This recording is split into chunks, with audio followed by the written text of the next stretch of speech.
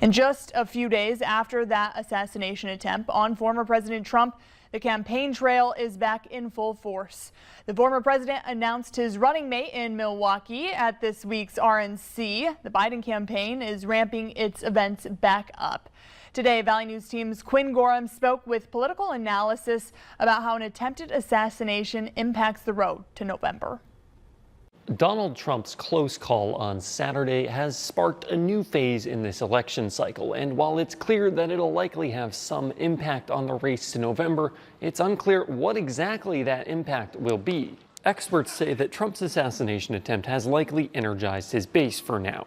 While new polling suggests that the two candidates are still locked in a tight race, the long-term effects of the attempt remain to be seen.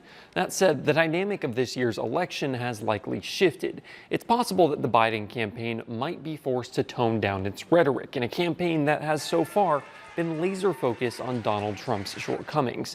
Larry Jacobs with the University of Minnesota says that could impact his strategy. I don't think we're going to see that language moving forward. I think that language is seen now as provocative, and some Republicans claim it may have encouraged the shooter, which of course is sheer speculation.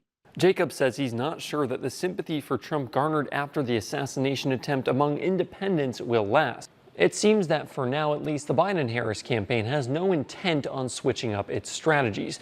After all, there is an election they still want to win in November, and on Tuesday, Democrats in Milwaukee hosted a press conference on Donald Trump's perceived involvement in Project 2025. Reporting in St. Paul, I'm Quinn Gorham.